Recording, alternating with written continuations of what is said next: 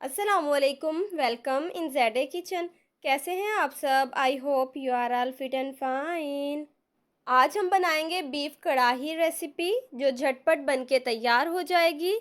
मैं आपको दूंगी इसकी कंप्लीट टिप्स एंड ट्रिक्स, सो हमारे साथ रहिए और वीडियो को एंड तक देखिए। Let's start the recipe.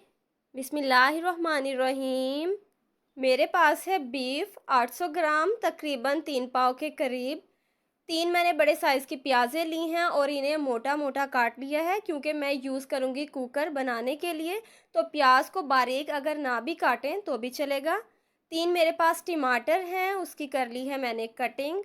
अब चूल्हे पर रखते हैं कुकर। बाकी स्पाइसेस जो भी मैं ऐड करूँगी वो साथ के साथ आपको बताती रहूँगी।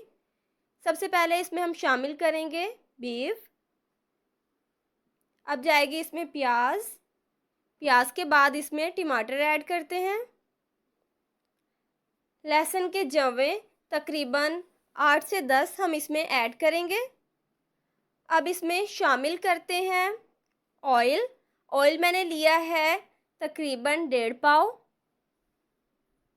अब डालेंगे इसमें स्पाइसेस। धनिया पाउडर 1 चम्मच मैंने इसमें शामिल किया है। 1 चम्मच लाल मिर्च पाउडर। हल्दी इसमें जाएगी 1 चम्मच। और नमक हम इसमें शामिल करेंगे 1 चम्मच। आप अपने टेस्ट के मुताबिक ऐड कर सकते हैं। गरम मसाला 1 चम्मच इसमें शामिल किया है। 3 गिलास हम इसमें पानी ऐड करेंगे। मिर्चें चूँकि मैंने सिर्फ 1 चम्मच डाली हैं इसमें, तो हम कुटी हुई लाल मिर्च इसमें ऐड करेंगे। कुकर को मैंने कर दिया है बंद और सीटी बजने के बाद 20 से 22 मिनट तक हम इसको बंद करके पकाएंगे। आप देख सकते हैं कि ये तैयार हो चुका है। अब चेक कर लेते हैं कि क्या गोश्त गल गया है या नहीं। जो लोग मेरे चैनल पे नए हैं वो चैनल को सब्सक्राइब कर लें और साथ लगे बेल आइकन को दबाना मत भूलें ताकि मेरी न्यू वीडियोस के नोटिफिकेशंस टाइमली आपको मिल सकें और आप मेरी मज़ेदार सी रेसिपीज़ देख सकें। सो गोश्त हमारा गल चुका है। अब इसे कढ़ाई में शामिल करते हैं।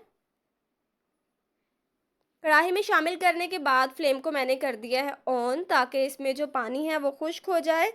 आधा चम्मच कुटी हुई लाल मिर्च इसमें शामिल की है। अब इसमें मज़ीद हम शामिल करेंगे हरी मिर्च, जिससे टेस्ट बहुत ज़बरदस्त आएगा इसका। इस स्टेज पे मैंने हरी मिर्चें इसमें शामिल की हैं।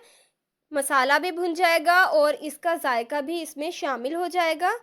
अब इसका पानी खुश्क हो रहा है। इसमें जो टमाटर हैं वो हम चम्मच की मदद से उसको मैश कर लेते हैं। फाइनली सालन हो चुका है तैयार। बहुत ही लजीज, बहुत ही क्रीमी सा टच आया है। इसका टेस्ट बहुत ज़बरदस्त है। आप देख सकते हैं इसका ग्रेवी कितना मज़ेदार लग रहा है। आप इस रेसिपी को ज़रूर ट्राई करें। वीडियो को लाइक और शेयर करें। अपना बहुत सारा ख्याल रखें। अल्लाह हाफिज़।